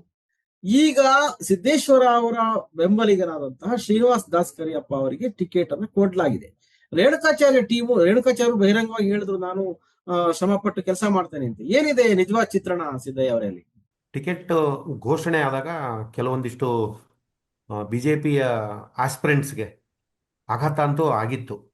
ಏನಂತಂದರೆ, ಹಿಂದೆ 2023ರ ಚುನಾವಣೆಯಲ್ಲಿ ಇದೇ ಶಾಮನೂರು ಶಿವಶಂಕರಪ್ಪನವರ ವಿರುದ್ಧ ಸೋತಿರ್ತಕ್ಕಂಥ ಅಜಯ್ ಕುಮಾರ್ ಆಗಲಿ, ಆಮೇಲೆ ಹಿಂದೆ ಬಹಳ ಹತ್ರ ಕಡಿಮೆ ಮತಗಳ ಅಂತರದಿಂದ ಸೋತಿರ್ತಕ್ಕಂಥ ಯಶವಂತರಾವ್ ಜಾಧವ್ ಆಗಲಿ, ಅವರೆಲ್ಲ ಪ್ರಮುಖ ಆಸ್ಪಿರೆಂಟ್ಸ್ ಆಗಿದ್ದರು. ಆದರೆ ಪಕ್ಷ ಶ್ರೀನಿವಾಸ್ ದಾಸ್ ಕರಿಯಪ್ಪ ಅವರಿಗೆ ಟಿಕೆಟ್ ನೀಡಿದಾಗ ಒಂದು ರೀತಿಯಲ್ಲಿ ಒಂಥರ ಅನಿರೀಕ್ಷಿತ ಅಂತ ಅನಿಸಿದ್ರು ಕೂಡ, ಅದಕ್ಕಿಂತ ಇನ್ನೊಂದು ಕಾರಣನ ನಾನು ಇಲ್ಲಿ ಹೇಳಕ್ಕೆ ಬಯಸ್ತೀನಿ. ಇನ್ಸೈಟ್ IAS ಸಂಸ್ಥೆಯ ಮುಖ್ಯಸ್ಥರಾಗಿರ್ತಕ್ಕಂಥ ವಿನಯ್ ಕುಮಾರ್ ಏನಿದ್ದಾರೆ, ಅವರು ಕೂಡ ದಾವಣಗೆರೆಯ BJP ಟಿಕೆಟ್ಗೆ ಪ್ರಯತ್ನ ಮುಂದುವರಿಸಿದ್ರು, ಪ್ರಯತ್ನ ಮಾಡಿದ್ರು. ಮತ್ತು BJPಯು ಕೂಡ ಕೆಲವು ಮುಖಂಡರು ಅವ್ರ ಪರವಾದಂಥ ಒಂದು ಒಲವನ್ನು ಹೊಂದಿದ್ರು ಅಂತಕ್ಕಂಥ ಮಾತುಗಳು ಕೇಳಿ ಬಂದು, ಆವಾಗ ರೇಣುಕಾಚಾರ್ಯ ಬಣ ಮತ್ತು ಸಿದ್ದೇಶ್ವರ ಅವರ ಬಣಗಳು ದಿಢೀರಂತ ಒಂದಾಗಿ, ನಾವು ಯಾರಿಗೆ ನಮ್ಮಲ್ಲಿ ಟಿಕೆಟ್ ಕೊಟ್ಟರು ಕೂಡ ನಾವು ಅದಕ್ಕೆ ಸಪೋರ್ಟ್ ಮಾಡ್ತೀವಿ, ನಾವು ಚೆನ್ನಾಗಿ ಕೆಲಸ ಮಾಡಿ ನಮ್ಮ ಅಭ್ಯರ್ಥಿಯನ್ನು, ನಾವು ಪಕ್ಷದ ಅಭ್ಯರ್ಥಿಯನ್ನು ಗೆಲ್ಲಿಸ್ಕೊಂಬರೋದಕ್ಕೆ ಪ್ರಯತ್ನ ಮಾಡ್ತೀವಿ, ನೀವು ಹೊರಗಿನ ಅಭ್ಯರ್ಥಿಯನ್ನು ತಂದು, ಅಂದರೆ ಇನ್ನೂ ಪಾರ್ಟಿಗೆ ಜಾಯ್ನ್ ಆಗದೆ ಇರ್ತಕ್ಕಂಥ ವಿನಯ್ ಕುಮಾರ್ ಅಂತ ಅವ್ರು ಓಪನ್ ಆಗಿ ಹೇಳದೇ ಇದ್ರು ಕೂಡ ಪಾರ್ಟಿಗೆ ಇನ್ನೂ ಜಾಯ್ನೇ ಆಗದಿರ್ತಕ್ಕಂಥ ವ್ಯಕ್ತಿಯನ್ನು ತಂದು ಇಲ್ಲಿ ನಿಲ್ಲಿಸೋದ್ರಿಂದ ಒಡಕುಗಳು ಮತ್ತಿಷ್ಟು ಜಾಸ್ತಿ ಆಗ್ಬೋದು ಅಂತಕ್ಕಂಥ ಒಂದು ಒಮ್ಮತವನ್ನು ಪ್ರದರ್ಶನ ಮಾಡಿ ನಾವು ಒಂದಾಗಿದ್ದೀವಿ ಅಂತ ಹೇಳಿದ ಮೇಲೆ ಪಾರ್ಟಿ ಶ್ರೀನಿವಾಸ್ ದಾಸ್ಕರಿಯಪ್ಪ ಅವರಿಗೆ ಟಿಕೆಟನ್ನು ಘೋಷಣೆ ಮಾಡ್ತು. ಆದರೆ ನೀವು ಹೇಳ್ದಂಗೆ ಮೇಲ್ನೋಟಕ್ಕೆ, ನಮ್ಮ ಕಾರ್ಯನಿರ್ವಾಹಕ ಸಂಪಾದಕರು ಹೇಳ್ದಂಗೆ ಮೇಲ್ನೋಟಕ್ಕೆ ಅವರು ಕೈ ಜೋಡಿಸ್ದಂಗಿದೆ. ಲೋಕಸಭಾ ಚುನಾವಣೆ ಸಂದರ್ಭದಲ್ಲಿ ಯಾವ ರೀತಿಯನ್ನು ಒಂದು ಒಡಕು ಉಂಟಾಗಿತ್ತೋ ಅದು ನಿನ್ನೆ ಮೊನ್ನೆವರೆಗೂ ಇತ್ತು, ಒಳಗೆ ಅದು ಕುದೀತಾ ಇತ್ತು ಅಂತ ನಾವೇನು ಕರಿತೀವಿ, ಆ ಥರ ಇತ್ತು. ಆದರೆ ಈಗ ಚುನಾವಣೆಯ ಹೊಸ್ತಿಲಲ್ಲಿ ನಾವು ಪಡೆದಾಡಿಕೊಂಡು ನಿಲ್ಲೋದು ಸರಿಯಲ್ಲ, ಬಹಿರಂಗವಾದಂಥ ಒಂದು ಅಸಮಾಧಾನವನ್ನು ನಾವು ವ್ಯಕ್ತಪಡಿಸೋದು ಸರಿಯಲ್ಲ ಅಂತಕ್ಕಂಥ ಅವರು ಮನಸ್ಸಲ್ಲಿ ಬರಬೇಕಾದ್ರೆ ಮೂರನೇ ವ್ಯಕ್ತಿ ಬಂದು ಇಲ್ಲಿ ನಮ್ಮ ಕ್ಷೇತ್ರದಲ್ಲಿ ಟಿಕೆಟ್ ಪಡೀಬೋದು ಅಂತಕ್ಕಂಥ ಒಂದು ಆತಂಕನೂ ಕೂಡ ಕಾರಣ. ಸೊ ಹಾಗಾಗಿ ಈಗ ಮೇಲ್ನೋಟಕ್ಕೆ BJPಯಲ್ಲಿ ಒಳಜಗಳ ಅಥವಾ ಬಂಡಾಯ ಅಥವಾ ಭಿನ್ನಮತ ಶಮನ ಆದಂತೆ ಇದೆ. ಈಗ ಪ್ರಚಾರದಲ್ಲಿ ಎಲ್ಲರೂ ಕೂಡ ಭಾಗವಹಿಸ್ತೀವಿ ಅಂತ ಹೇಳಿದ್ದಾರೆ. ರೇಣುಕಾಚಾರ್ಯ ಅವರು ಕೂಡ ತಮ್ಮ ಎಲ್ಲ ಹಿಂಬಾಲಕರಾಗಿರ್ತಕ್ಕಂಥ ಮಾಡಾಳ್ ಮಲ್ಲಿಕಾರ್ಜುನ್ ಇರ್ಬೋದು, ಬೇರೆ ಬೇರೆಯವ್ರನ್ನೆಲ್ಲ ಕರ್ಕೊಂಬಂದು ನಾನು ಕೆಲಸ ಮಾಡ್ತೀನಿ ಅಂತ ಹೇಳಿದ್ದಾರೆ. ಇವತ್ತಿಂದ ಪ್ರಚಾರ ಸ್ಟಾರ್ಟ್ ಆಗಿದೆ. ಸೊ ಈಗ BJPಯಲ್ಲಿನ ಭಿನ್ನಮತ ಒಂದು ಲೆಕ್ಕಕ್ಕೆ ಮೇಲ್ನೋಟಕ್ಕೆ ತಣ್ಣಗಾಗಿದೆ. ಕಾಂಗ್ರೆಸ್ಸಿನಲ್ಲಿರ್ತಕ್ಕಂಥ ಒಂದು ಅಸಮಾಧಾನವನ್ನು ಹೇಗೆ ಸರಿ ಮಾಡ್ಕೊತಾರೆ ಅನ್ನೋದನ್ನ ಈಗ ನಾವು ನೋಡ್ಬೇಕಾಗಿದೆ. ಈ ಚುನಾವಣೆ ಒಂದು SS ಮಲ್ಲಿಕಾರ್ಜುನ್ ಅವರಿಗೆ ಬಹಳ ಪ್ರತಿಷ್ಠೆ ಚುನಾವಣೆ. ಯಾಕೆಂದ್ರೆ ಅವರು ಒಂದು ರಾಜ್ಯದ ಸಚಿವರು ಮತ್ತು ದಾವಣಗೆರೆ ಜಿಲ್ಲೆಯಲ್ಲಿ ತನ್ನದೇ ಆದ ಪ್ರಭಾವವನ್ನ ತನ್ನ ಅಪ್ಪನ ಕಾರಣಕ್ಕಾಗಿ ಹೊಂದಿರತಕ್ಕಂಥವ್ರು. ಎರಡನೇದಾಗಿ ಪ್ರಭಾ ಮಲ್ಲಿಕಾರ್ಜುನ್ ಸಂಸದರು. ಈ ಸಂದರ್ಭದಲ್ಲಿ ಯಾವುದೇ ರಾಜಕೀಯದ ಹೆಚ್ಚು ಅನುಭವ ಇಲ್ಲದಂತಹ, ಯಾವುದೇ ಒಂದು ಹೆಚ್ಚು ಓಡಾಡದೇ ಇರುವಂತಹ ಸಮರ್ಥ ಶಾಮ್ನೂರ್ ಅವರನ್ನ ಮಲ್ಲಿಕಾರ್ಜುನ್ ಅವರು ಹಠ ಬಿದ್ದು ನಿಲ್ಲಿಸ್ಕೊಂಡಿದ್ದಾರೆ. ರವೀಂದ್ರ ಭಟ್ ಅವರಿಗೆ ಇದು ಮಲ್ಲಿಕಾರ್ಜುನ್ ಅವರಿಗೆ ಯಾವ ಮಟ್ಟಿನ ಚಾಲೆಂಜ್? ಯಾಕೆಂದ್ರೆ ಅವರು ಸಚಿವ ಸ್ಥಾನದಲ್ಲಿ ಉಳಿಬೇಕು, ಯಾಕೆಂದ್ರೆ ಸಚಿವ ಸಂಪುಟ ವಿಸ್ತರಣೆಯ ಅಥವಾ ಪುನರ್ರಚನೆಯ ಒಂದು ಚರ್ಚೆ ಕೂಡ ಇದೆ. ಈ ಹಂತದಲ್ಲಿ ಮಲ್ಲಿಕಾರ್ಜುನ್ ಅವರಿಗೆ ಎಷ್ಟು ಈ ಸ್ಥಾನವನ್ನ ಗೆಲ್ಸ್ಕೊಳ್ಳೋದು ಮುಖ್ಯ ಆಗುತ್ತಾ, ಹೇಗೆ? ಮುಖ್ಯ ಹಾಗೆ ಆಗುತ್ತೆ. ನೀವು ಸಚಿವ ಸಂಪುಟದಲ್ಲಿ ಉಳಿಬೇಕು ಬಿಡಬೇಕು ಅನ್ನೋದು ಬೇರೆ ಪ್ರಶ್ನೆ, ಚುನಾವಣೆ ಪ್ರಶ್ನೆನೇ ಅಲ್ಲ. ಅವ್ರ ಗಂಡ ಹೆಂಡತಿ ಇಬ್ರು ಸೇರಿ ಈಗ ಮಗನ್ ಗೆಲ್ಲಿಸ್ಲೇಬೇಕು ಅವರು. ಮತ್ತೆ ಅದಕ್ಕೆ ಅನುಕೂಲಕರವಾದ ವಾತಾವರಣ ಕೂಡ ಇದೆ ಅಲ್ವಾ. ಈಗ ಶಾಮ್ನೂರ್ ಅವರು ಆ ಕ್ಷೇತ್ರ ಆರಂಭದಿಂದ ಅಲ್ಲಿ ಶಾಸಕರಾಗಿದ್ದವರು. ಆಮೇಲೆ ಸಿದ್ದಯ್ಯ ಹೇಳ್ದಂಗೆ ಲಿಂಗಾಯತ ಮತಗಳು ಎರಡನೇ ಹೈಯೆಸ್ಟ್ ಇದ್ರೂ ಕೂಡ ಲಿಂಗಾಯತ ಮತ ಪೂರ್ತಿ BJPಗೆ ಹೋಗೋದಿಲ್ಲ. ಇವರು ಅಖಿಲ ಭಾರತ ವೀರಶೈವ ಮಹಾಸಭಾದ ಅಧ್ಯಕ್ಷರಾಗಿ ಕೆಲಸ ಮಾಡಿದವರು ಅವರು. ಆ ಎಲ್ಲ ಕಾರಣದಿಂದಾಗಿ ಲಿಂಗಾಯತರಲ್ಲಿ ಒಳಪಂಗಡಗಳಿದಾವಲ್ಲ, ಅವುಗಳು ಏನು, ಈಗ ಸಾದರ ಲಿಂಗಾಯತರಿದ್ದಾರೆ, ಮತ್ತೆ ಪಂಚಮಸಾಲಿಗಳಿದ್ದಾರೆ, ಅವರೆಲ್ಲ ಹೆಂಗೆ ಆಲೋಚನೆ ಮಾಡ್ತಾರೆ ಅನ್ನೋದ್ರ ಮೇಲೆ. ಅವೆಲ್ಲದಕ್ಕಿಂತ ಹೆಚ್ಚಾಗಿ ಶಾಮನೂರ್ ಅವರ ಅನುಕಂಪ ಇದೆಯಲ್ಲ, ಅವ್ರು ನಿಧನಾಗಿ ಸಿಕ್ಕಿರುವ ಅನುಕಂಪ ಇದೆಯಲ್ಲ, ನಾನು ಕೇಳಿದ್ರೆ ಮಲ್ಲಿಕಾರ್ಜುನ್ ಅವರು ತನ್ನ ಮಗನ್ನ ಈ ಹೊತ್ತಿಗೆ ಚುನಾವಣೆಗೆ ನಿಲ್ಸೋದಕ್ಕೆ ಅದೇ ಕಾರಣ, ಬೇರೆ ಇನ್ನೇನೂ ಕಾರಣ ಇರ್ಲಿಕ್ಕಿಲ್ಲ. ಅವ್ರ ಸಚಿವ ಪದವಿ ಉಳಿಯೋದು ಮತ್ತೊಂದು ಅವೆಲ್ಲ ಅಲ್ಲ. ಈ ಹೊತ್ತಿನಲ್ಲಿ ಅವನನ್ನ ರಾಜಕೀಯ ಪ್ರವೇಶ ಮಾಡಿಸಿದ್ರೆ ಮುಂದೆ ಅದು ಅನುಕೂಲ ಆಗುತ್ತೆ ಅನ್ನುವ ಕಾರಣಕ್ಕಾಗಿನೇ ಅವ್ರು ತಂದ್ಕೊಂಡಿದ್ದಾರೆ. ಬೇರೆ ಯಾವ್ದು ಜನರಲ್ ಎಲೆಕ್ಷನ್ ಅಲ್ಲಿ 28ರಲ್ಲಿ ಸಮರ್ಥನಿಗೆ ಟಿಕೆಟ್ ಕೊಟ್ಟಿದ್ರೆ ಬಿಡ್ತಿದ್ದು ಗೊತ್ತಿಲ್ಲ. ಆದ್ರೆ ಈ ಹೊತ್ತಿಗೆ ಗೆಲ್ಸೋದು ಸುಲಭ ಅನ್ನುವ ಕಾರಣಕ್ಕಾಗಿಯೇ ಮಲ್ಲಿಕಾರ್ಜುನ್ ದಂಪತಿಗಳು ಇಂಥ ಒಂದು ತೀರ್ಮಾನ ಮಾಡಿದ್ದಾರೆ ಅಂತ ನನಗನ್ಸುತ್ತೆ. ಇದ್ರ ಜೊತೆಗೆ ಇನ್ನೊಂದು ಅಂಶ ಏನು ಅಂದ್ರೆ, ಈಗಾಗಲೇ ರವೀಂದ್ರ ಭಟ್ ಅವರು ಪ್ರಸ್ತಾಪ ಮಾಡಿದಾಗೆ ಇದೊಂದು ಅತ್ಯುತ್ತಮ ಅವಕಾಶ, ಅನುಕಂಪದ ಆಧಾರದ ಮೇಲೆ ತನ್ನ ಮಗನನ್ನ ಗೆಲ್ಲಿಸಿಕೊಳ್ಳುವಂತಹ ಅಮೂಲ್ಯ ಅವಕಾಶ ಇದೆ. ಇನ್ನು 2 ವರ್ಷ ಬಿಟ್ರೆ ಗೊತ್ತಿಲ್ಲ, ಅಷ್ಟೊತ್ತಿಗೆ ಚಿತ್ರಣ ಚೇಂಜ್ ಆಗಿರುತ್ತೆ, ಸಾರ್ವತ್ರಿಕ ಚುನಾವಣೆ ಆಗೋದಿಲ್ಲ ಅನ್ನೋದು ಮಲ್ಲಿಕಾರ್ಜುನ್ ಅವರು ತಮ್ಮ ಮಗನಿಗೆ ಪಟ್ಟು ಹಿಡಿಯೋದಕ್ಕೆ ಪ್ರಮುಖ ಕಾರಣ. ಈ ಕಡೆ ಟಿಕೆಟ್ ಆಕಾಂಕ್ಷಿಗಳಾಗಿರ್ತಕ್ಕಂತಹ ಮುಸ್ಲಿಂ ಸಮುದಾಯ ಅಥವಾ ಬಹುಸಂಖ್ಯಾತರಾಗಿರ್ತಕ್ಕಂಥ ಅಲ್ಪಸಂಖ್ಯಾತರು ಆ ಕ್ಷೇತ್ರದಲ್ಲಿ ನೀವಾಗಲೇ ಹೇಳಿದಂಗೆ 80,000ದಷ್ಟು ಮುಸ್ಲಿಂ ಮತಗಳು ಇದ್ದಾವೆ, ನಿರ್ಣಾಯಕ ಮತಗಳು ಅನ್ನುವಂತಹ ಒಂದು ಲೆಕ್ಕಾಚಾರವನ್ನು ನಾವು ಪ್ರಸ್ತಾಪ ಮಾಡಿದ್ವಿ. ಇವರಿಗೂ ಕೂಡ ಇರೋದೇನಂದ್ರೆ, ಈ ಸಾರಿ ಸಮರ್ಥ ಗೆದ್ರೆ ನಾವು 28ರಲ್ಲಿ ಟಿಕೆಟ್ ಕೇಳಕ್ಕಾಗಲ್ಲ, ಸಿಟ್ಟಿಂಗ್ MLA ಇರ್ತಾನೆ, ಅವ್ನು ಕೇಳಕ್ಕಾಗಲ್ಲ. ಹಂಗಾಗಿ ಇದೇ ಕಾರಣಕ್ಕೆ ಜಮೀರ್ ಅಹಮದ್ ಅವರು ಹಲವು ಬಾರಿ ದಾವಣಗೆರೆಯಲ್ಲಿ ಬಂದು, ಯಾರು ವಸತಿ ಸಚಿವರು ಮತ್ತು ಬರೇ ಅದೊಂದು ಅಷ್ಟೊಂದೇ ಅಲ್ಲ, ಇದು ಕೂಡ ಏನು ಮುಸ್ಲಿಮರು ಓಟ್ ಟಿಕೆಟ್ ಕೇಳ್ತಾ ಇರೋದಕ್ಕೂ ಕೂಡ ಅದೇ ಕಾರಣ. ಈಗ ಒಮ್ಮೆ ಒಂದು, ಎರಡನೇದು ಮಲ್ಲಿಕಾರ್ಜುನ್ ನಿಲ್ಸೋದಕ್ಕೂ ಅದೇ ಕಾರಣ. ಈಗ ಮುಸ್ಲಿಮರಿಗೆ ಟಿಕೆಟ್ ಕೊಟ್ಟು ಅವ್ರು ಗೆದ್ರೆ 28ರಲ್ಲಿ ಯಾಕೆ ಬಿಟ್ಕೊಳ್ತಾರೆ? ಅವರು ಬಿಟ್ಕೊಡೋದಿಲ್ಲ, ಇವರಿಗೆ ಕ್ಷೇತ್ರನೇ ಹೊರಟೋಗುತ್ತೆ, ಅವ್ರ ಕುಟುಂಬದಿಂದ ಕ್ಷೇತ್ರನೇ ಹೊರಟೋಗುತ್ತೆ ಅನ್ನುವ ಕಾರಣಕ್ಕಾಗಿ ಆದ್ರೂ ಮಲ್ಲಿಕಾರ್ಜುನ ಅಥವಾ ಶಾಮನೂರ್ ಕುಟುಂಬದವರು ಅವರ ಕುಟುಂಬಕ್ಕೆ ಟಿಕೆಟ್ ಅನ್ನ ತಗೋಬೇಕಾದ ಅನಿವಾರ್ಯತೆಗೆ ಸಿಕ್ಕಾಕೊಂಡಿದ್ರು. ಅದೇ ಇದಕ್ಕೆ ಇನ್ನೊಂದು ಪ್ರಶ್ನೆ ಸಿದ್ದಯ್ಯ ಅವರೇ, ಈಗ ಶ್ರೀನಿವಾಸ್ ದಾಸ್ ಕರಿಯಪ್ಪ ಅವರು ಒಂದು ಹೊಸ ಅಭ್ಯರ್ಥಿಯಾಗಿ ಈ ಕೊನೆ ಹಂತದಲ್ಲಿ ಏನೋ ಮುನ್ನೆಲೆಗೆ ಬಂದ್ರು. ಅಜಯ್ ಕುಮಾರ್ ಇರ್ಬೋದು ಅಥವಾ ಯಶವಂತರಾವ್ ಜಾಧವ್ ಅವ್ರನ್ನ ಬಿಟ್ಟು. ಇವರು ಕೂಡ JDS ನ ಪರಂಪರೆಯ ಹಿನ್ನೆಲೆಯಿಂದ ಬಂದಂತವ್ರು, ಅವರ ತಂದೆ JDS ನಲ್ಲಿ ಬಹಳ ಪ್ರಮುಖ ನಾಯಕರಾಗಿದ್ದಂತವ್ರು. ಇವರ ಒಂದು ಪರಿಚಯ, ಯಾಕೆಂದ್ರೆ ಅನೇಕ ಜನರಿಗೆ ಈ ಸಮರ್ಥ ಶಾಮನೂರ್ ಅಂದ ತಕ್ಷಣನೇ ಅವರು ಶಾಮನೂರ್ ಅವ್ರ ಮೊಮ್ಮಗ ಮತ್ತು ಮಲ್ಲಿಕಾರ್ಜುನ್ ಅವ್ರ ಮಗ ಅನ್ನುವಂಥದ್ದು ಅಲ್ಲಿ ಕ್ಷೇತ್ರದವ್ರಿಗೆ ಗೊತ್ತು, ಹೊರಗಡೆಯವ್ರಿಗೆ ಗೊತ್ತಾಗ್ತದೆ. ಇವ್ರು ಯಾರು ಶ್ರೀನಿವಾಸ್ ದಾಸ್ ಕರಿಯಪ್ಪ ಅವರು, ಹಿನ್ನೆಲೆ ಏನು ಅವ್ರದ್ದು? ಶ್ರೀನಿವಾಸ್ ದಾಸ್ ಕರಿಯಪ್ಪ ಇಲ್ಲಿ ಟಿ ದಾಸ್ ಕರಿಯಪ್ಪ ಅಂತ ಇರ್ತಾರೆ, ಅವ್ರ ಮಗ ಅವರು. ಅವರು ಧೂಡ ಅಂತ ಏನು ನಾವು ಅಭಿವೃದ್ಧಿ ಪ್ರಾಧಿಕಾರ ಏನಿದೆ, ನಗರಾಭಿವೃದ್ಧಿ ಪ್ರಾಧಿಕಾರ, ಅದರ ಅಧ್ಯಕ್ಷರಾಗಿದ್ದವರು, ಅವರ ಪುತ್ರ. ಅವರು 20-25 ವರ್ಷದಿಂದ ಅವರು BJP-ನಲ್ಲೇ ಇದ್ದಾರೆ. ಜೊತೆಗೆ ಅವರು ತೀರಾ ಪರಿಚಿತ ಅಲ್ಲದ ಮುಖ ಅಂತೇನಲ್ಲ. BJP-ಯ ವಲಯದಲ್ಲಿ ಅವರು ST ಮೋರ್ಚಾದಲ್ಲೂ ಕೆಲಸ ಮಾಡಿದವರು, ಮತ್ತು ಅವರು ಪರಿಚಿತ ಮುಖ. ಇಲ್ಲಿ ಎಸ್ಪೆಷಲಿ ಈ ಕಾನ್ಸ್ಟಿಟ್ಯೂನ್ಸಿನಲ್ಲಿ ಹಿಂದೆ 2023ರಲ್ಲಿ ನಡೆದಿರ್ತಕ್ಕಂಥ ಸಾರ್ವತ್ರಿಕ ಚುನಾವಣೆಯ ಸಂದರ್ಭದಲ್ಲೂ ಕೂಡ ಅವರು SS ಮಲ್ಲಿಕಾರ್ಜುನ್ ವಿರುದ್ಧ ನನಗೆ ಟಿಕೆಟ್ ಕೊಡಿ ಅಂತ BJP-ಯಿಂದ ಟಿಕೆಟ್ ಕೇಳಿದ್ರು ಅವರು. ಆದರೆ ಅಲ್ಲಿ ಲೋಕಿಕೆರೆ ನಾಗರಾಜನ್ ಅವರಿಗೆ, ಲಿಂಗಾಯತ ಸಮುದಾಯದವರಿಗೆ ಕೊಡಲಾಯಿತು. ಅವಾಗಲೂ ಕೂಡ ಅವರು ಈಗ 2-3 ಚುನಾವಣೆಗಳಿಂದ ಅವರು ಪ್ರಯತ್ನ ಮಾಡ್ತಿದ್ರು ಟಿಕೆಟ್ಗೆ, ಇದೇನು ಹೊಸದಾಗಿ ಅಲ್ಲ ಅವರು. ಜೊತೆಗೆ ಅವರು ಕ್ಷೇತ್ರದಾದ್ಯಂತ ಜನರ ಸಂಪರ್ಕದಲ್ಲಿದ್ದವರು. ರಾಜಕೀಯವಾಗಿ ಯಾವುದೇ ಒಂದು ಸ್ಥಾನಮಾನವನ್ನು ಹೊಂದಿಲ್ಲದೆ ಇದ್ರು ಕೂಡ ಅವ್ರು ಯಾವುದೇ ಚುನಾವಣೆಗೂ ಇದುವರೆಗೂ ನಿಂತಿಲ್ಲ. ಒಂದು ಗ್ರಾಮ ಪಂಚಾಯಿತಿ ಮಟ್ಟದಿಂದ ಅವ್ರು ಬಂದವರಲ್ಲ, ನಗರಸಭೆಯಲ್ಲಿ ಇಲ್ಲಿನೇನು ಮಹಾನಗರ ಪಾಲಿಕೆ ಇದೆ ಅಲ್ಲಿ ಚುನಾವಣೆಗೆ ನಿಂತವರು ಅಲ್ಲ ಅಂದರೂ ಕೂಡ ತುಂಬ ಜನರ ಚುನಾವಣೆಯಲ್ಲಿ ಅವರು ಕೆಲಸ ಮಾಡಿದವರು. ಶ್ರೀನಿವಾಸ್ ಅಂತಂದರೆ ಜನಕ್ಕೆ ಪರಿಚಯ ಇಲ್ಲ ಅಂತಕ್ಕಂಥದ್ದಲ್ಲ. ಮತ್ತು ಇನ್ನೊಂದು ಆ ಕಡೆ ನಾವು ನೋಡಿದಾಗ ಶಾಮನೂರು ಶಿವಶಂಕರಪ್ಪನವರು ಹಿಂದೆ ಏನೇ ಚುನಾವಣೆ ಸಂದರ್ಭದಲ್ಲೇ ಹೇಳಿದರು, ನೀವು ನಮ್ಮ ಮನೆಗೆ 2 ಟಿಕೆಟ್ ಕೊಡ್ತೀರಿ ಅನ್ನೋದೆಲ್ಲ ನಮ್ಮ ಪ್ರಶ್ನೆ ಇಲ್ಲ, ನಾವು ಕೇಳಿದ್ರೆ 4 ಟಿಕೆಟು ಕೊಡ್ಬೇಕು ಪಾರ್ಟಿ, ಆ ಥರ ನಮ್ದಿದೆ ಅಂತ ಅವ್ರು ಓಪನ್ ಆಗೇ ಹೇಳಿದರು. ಮತ್ತು ದಾವಣಗೆರೆಗೆ ಸಂಬಂಧಪಟ್ಟಂತೆ ಕಾಂಗ್ರೆಸ್ ಅಂದರೆ ಶಾಮನೂರು ಕುಟುಂಬ, ಇನ್ನೊಬ್ಬ ವ್ಯಕ್ತಿ ಇಲ್ಲಿ ಪ್ರವರ್ಧಮಾನಕ್ಕೆ ಬಂದಿಲ್ಲ, ಇಲ್ಲಿ ಶಾಮನೂರು ಕುಟುಂಬನೇ ಕಾಂಗ್ರೆಸ್.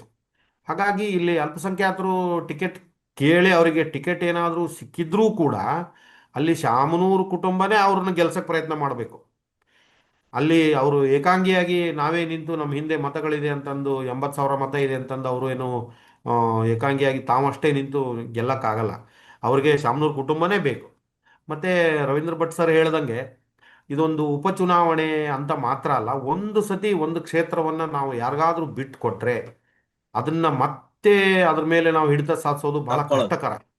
ಕಳ್ಕೊಂಡ್ರೆ ಮುಗೀತು, ಮತ್ತೆ ಅದನ್ನು ಅದ್ರ ಮೇಲೆ ಹಿಡಿತ ಸಾಧಿಸೋದು ಕಷ್ಟಕರ. ಯಾಕಂದರೆ ಇದು ರಾಜಕಾರಣ. ಇದು ಏನೋ ಒಂದು ಯಾರಿಗೋ ಬಾಡಿಗೆ ಮನೆ ಕೊಟ್ವಿ, ಅವ್ರನ್ನ ಬಿಡಿಸಿ ಮತ್ತೊಬ್ಬರನ್ನ ತಂದ್ವಿ, ನಾವೇ ಆ ಮನೇಲಿ ಹೋಗಿದ್ವಿ ಅಂತಕ್ಕಂಥ ಪರಿಸ್ಥಿತಿ ಇವತ್ತೇ ಇಲ್ಲ. ಹಾಗಾಗಿ ಅವರು ತಮ್ಮ ಮಗನಿಗೆ ಮಲ್ಲಿಕಾರ್ಜುನ್ ಅವರು ಮತ್ತು ಪ್ರಭಾ ಮಲ್ಲಿಕಾರ್ಜುನ್ ಅವರು ಪ್ರಯತ್ನ ಮಾಡಿ ಟಿಕೆಟ್ ತೊಗೊಂಡು ಬಂದು ನಿಲ್ಲಿಸಿದ್ದಾರೆ. ಸೊ ಇಲ್ಲಿ ಹಾಗಾಗಿ BJP ಮತ್ತು ಕಾಂಗ್ರೆಸ್ ಅಂತಂದರೆ ಸಮರ್ಥ ಮಲ್ಲಿಕಾರ್ಜುನನ್ನ ಯಾರು ಇಲ್ಲಿ ಅವ್ರ ಮುಖ ಇಲ್ಲಿ ನೋಡೋ ಅಂತ ಪ್ರಮೇಯ ಬರೋದೇ ಇಲ್ಲ. ಅದು ಶಾಮನೂರು ಕುಟುಂಬ ಅಂತಲೇ ಕನ್ಸಿಡರ್ ಆಗೋದು. BJPಯಲ್ಲೂ ಈ ಹೊಸ ಮುಖ ಅಂತಕ್ಕಂಥದ್ದೇನೂ ಇಲ್ಲ, ಅಲ್ಲಿ ಅವರು ಪರಿಚಿತ ಮುಖನೇ, ಅದು ನಿರೀಕ್ಷಿತವಾದಂತಹ ಒಂದು. ಆದರೆ ಒಂದೇನಪ್ಪ ಅಂತಂದರೆ ಅದೇ ದಾಸ್ ಕರಿಯಪ್ಪನವರಿಗೆ ಟಿಕೆಟ್, ಶ್ರೀನಿವಾಸ್ ದಾಸ್ ಕರಿಯಪ್ಪನವ್ರಿಗೆ ಟಿಕೆಟ್ ಕೊಟ್ಟಾಗ ಸಮುದಾಯ ಇಲ್ಲಿ ಲಿಂಗಾಯತ ಸಮುದಾಯದವರು ಜಾಸ್ತಿ ಇದ್ದಾರೆ, BJP ಫೇವರ್ ಆಗಿದ್ದಾರೆ, ಅವರಿಗೆ ಟಿಕೆಟ್ ಕೊಡಬೇಕಾಗಿತ್ತು ಅಂತಕ್ಕಂಥ ಮಾತುಗಳು ಕೇಳಿ ಬಂದರೂ ಕೂಡ ಪಕ್ಷದ ಒಂದು ನಿರ್ಧಾರವನ್ನು ಆಲ್ಮೋಸ್ಟ್ ಅವರು ಎಲ್ಲ ಮುಖಂಡರು ಒಪ್ಕೊಂಡಾಗಿದೆ. ಇಲ್ಲೇನಿದ್ರು ಈಗ ಹಣಾಹಣಿಗೆ ಕಣ ಸಿದ್ಧ ಆಗಿದೆ. ರವೀಂದ್ರ ಭಟ್ ಅವರೇ, ಕೊನೆಯದಾಗಿ ಈ ಚರ್ಚೆಯಲ್ಲಿ ಒಟ್ಟಾರೆ ಈ ಚುನಾವಣೆ ಏನಾಗಿದೆ, ಸಿದ್ದರಾಮಯ್ಯ ಮತ್ತು DK ಶಿವಕುಮಾರ್ ಕೂಡ ಕಾಂಗ್ರೆಸ್ ನ ಗೆಲ್ಲಿಸ್ಕೊಳ್ಳುವ ಅಂತ ಅವಶ್ಯಕತೆ ಇದೆ. ಯಾಕೆಂದ್ರೆ ಶಾಮನೂರ್ ಅವರು ಹಿರಿಯ ಕಾಂಗ್ರೆಸ್ನ ಮುಖಂಡರು ಮತ್ತು ಖಜಾಂಜಿಯಾಗಿ KPCCಯನ್ನ ಪೊರೆದಂತವ್ರು, ಬಹಳ ವರ್ಷಗಳ ಕಾಲ ನೋಡ್ಕೊಂಡಂತವ್ರು.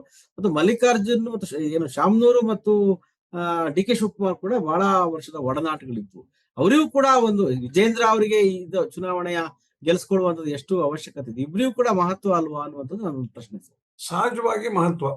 ಸಿದ್ದರಾಮಯ್ಯನವರು ಮುಖ್ಯಮಂತ್ರಿ, DK ಶಿವಕುಮಾರ್ ಉಪಮುಖ್ಯಮಂತ್ರಿ ಮತ್ತು KPCC ಅಧ್ಯಕ್ಷರು. ಇಬ್ಬರಿಗೂ ಅವರು ಪಕ್ಷ ಗೆಲ್ಲೋದು ಸಹಜವಾಗಿ ಮುಖ್ಯ. ಆಮೇಲೆ ನನಗೆ ನೀವು ಈ ಪ್ರಶ್ನೆ ಕೇಳುವುದರ ಹಿನ್ನೆಲೆ ಒಳಗೆ ಏನೋ ಒಂದು ಒಳನೋಟ ಇದೆ ಅಂತ ಅನ್ಸ್ಕೊಳ್ತಾ ಇದ್ದೇನೆ ನಾನು. ಈ ಚುನಾವಣೆ ಮುಗಿದ ನಂತರ, ಉಪಚುನಾವಣೆ ಮುಗಿದ ನಂತರ ಬೇರೆ ಏನೋ ಒಂದಿಷ್ಟು ಆಕ್ಟಿವಿಟೀಸ್ ನಡೀತದೆ ರಾಜ್ಯದಲ್ಲಿ ಅನ್ನುವ ಒಂದು ಭಾವನೆ ಜನರಲ್ಲೂ ಇದೆ, ಮತದಾರರಲ್ಲಿದೆ, ರಾಜಕೀಯ ವಿಶ್ಲೇಷಕರಲ್ಲಿದೆ, ರಾಜಕಾರಣಿಗಳಿಗೂ ಇದೆ. ಆ ಹಿನ್ನೆಲೆ ಒಳಗೂ ಈ ಪ್ರಶ್ನೆ ಬಹಳ ಮುಖ್ಯವಾದ್ದು. ಹಾಗಾಗಿ ಯಾರು ಗೆಲ್ಲೇಬೇಕು ಪಕ್ಷ, ಅದಕ್ಕಾಗಿ ಅವರು ಹೋರಾಟ ಮಾಡ್ತಾರೆ. ಅದಕ್ಕೆ ಬೇಕಾದಂತೆ ಒಂದು 15 ಜನ ಸಚಿವರನ್ನ ಇನ್ಚಾರ್ಜ್ ಮಾಡಿದ್ದಾರೆ, ಬೇಕಾದಷ್ಟು ಹಣವನ್ನು ಕಳಿಸ್ತಾರೆ, ಎಲ್ಲದನ್ನೂ ಮಾಡ್ತಾರೆ. ಸಹಜವಾಗಿ ಗೆಲ್ಲೋದಕ್ಕೆ ಏನೆಲ್ಲ ಪ್ರಯತ್ನ ಮಾಡಬೇಕೋ ಅವೆಲ್ಲ ಪ್ರಯತ್ನಗಳನ್ನು ಮಾಡ್ತಾರೆ. ಅವೆಲ್ಲ ಈ ಚುನಾವಣೆಯ ಫಲಿತಾಂಶ ದಾವಣಗೆರೆಯ ಮತದಾರರಿಗೆ ಎಷ್ಟು ಮುಖ್ಯವೋ ಅಷ್ಟೇ ಮುಖ್ಯ ಸಿದ್ದರಾಮಯ್ಯಗೆ ಮತ್ತು DK ಶಿವಕುಮಾರ್ ಕೂಡ ಆಗಿರೋದ್ರಿಂದಾಗಿ, ಮತ್ತು ಮುಂದಿನ ರಾಜಕಾರಣಕ್ಕೆ ಇದೊಂದು ಮುನ್ನುಡಿ ಬರೆಯೋದಕ್ಕಾಗಿ ಈ ಚುನಾವಣೆಗಳು ಬಹಳ ಮುಖ್ಯ ಆಗತ್ತೆ. ಇಲ್ಲಿಯವರೆಗೆ ನಾವು ದಾವಣಗೆರೆ ದಕ್ಷಿಣ ವಿಧಾನಸಭಾ ಕ್ಷೇತ್ರದ ಅನೇಕ ಆಯಾಮಗಳನ್ನ ಚರ್ಚೆ ಮಾಡಿದ್ವಿ. ನಮ್ಮ ರವೀಂದ್ರ ಭಟ್ ಅವರು ಮತ್ತು ಸಿದ್ದಯ್ಯ ಹಿರೇಮಠ ಅವರು ಅನೇಕ ಮಾಹಿತಿಗಳನ್ನ ನಮ್ಮ ಜೊತೆ ಹಂಚಿಕೊಂಡಿದ್ದಾರೆ. ಈಗಾಗಲೇ ಕೊನೆಯದಾಗಿ ರವೀಂದ್ರ ಭಟ್ ಅವರು ಹೇಳಿದ ಮಾತನ್ನ ಮುಂದುವರ್ಸ್ತಾ ನನ್ನ ಮಾತನ್ನ ಮುಕ್ತಾಯ ಮಾಡ್ತಿದ್ರೆ, ಉಪಚುನಾವಣೆಯ ನಂತರದಲ್ಲಿ ರಾಜ್ಯದಲ್ಲಿ ಸಚಿವ ಸಂಪುಟ ಪುನರಚನೆ ಆಗ್ಬೋದು ಅಥವಾ ನಾಯಕತ್ವ ಬದಲಾವಣೆ ಆಗ್ಬೋದು ಅನ್ನುವಂತಹ ಮಾತುಗಳು ಕೂಡ ಇದ್ದಾವೆ. ಈ ಎರಡು ಉಪಚುನಾವಣೆಗಳೇನಿದಾವೆ, ಸಿದ್ದರಾಮಯ್ಯ ಮತ್ತು DK ಶಿವಕುಮಾರ್ ಇಬ್ಬರಿಗೂ ಕೂಡ ಒಂದು ಪ್ರತಿಷ್ಠೆ ಆಗಿದೆ. ಹಾಗೆ ವಿಜೇಂದ್ರ ಕೂಡ ತಮ್ಮ ಸಾಮರ್ಥ್ಯವನ್ನ ಪ್ರದರ್ಶನ ಮಾಡೋದಕ್ಕೆ ಎರಡು ಚುನಾವಣೆಗಳು ಕಾರಣ ಆಗಿದ್ದಾವೆ. ಯಾಕೆಂದ್ರೆ ಉಪಚುನಾವಣೆಯ ನಂತರ ರಾಜಕೀಯದ ದಿಕ್ಕು ಬದಲಾಗಬಹುದು ಎನ್ನುವಂತಹ ಒಂದು ಮಾತುಗಳು ಕಾಂಗ್ರೆಸ್ನ ವಲಯದಲ್ಲಿದ್ದು, ಅದು ಸಚಿವ ಸಂಪುಟ ವಿಸ್ತರಣೆ ಆಗ್ಬೋದು ಅಥವಾ ನಾಯಕತ್ವ ಬದಲಾವಣೆ ಆಗ್ಬೋದು. ಏನಕ್ಕೂ ಕೂಡ ಈ ಒಂದು ಚುನಾವಣೆ ಚಿಮ್ಮುಹಲಗೆ, ಅದು ಸಿದ್ದರಾಮಯ್ಯ ಇರ್ಬೋದು, DK ಶಿವಕುಮಾರ್ ಇರ್ಬೋದು, ಆಗಬಹುದು ಅನ್ನುವಂತಹ ಒಂದು ವಿಶ್ಲೇಷಣೆ ಕೂಡ ರಾಜಕೀಯ ವಲಯದಲ್ಲಿದೆ.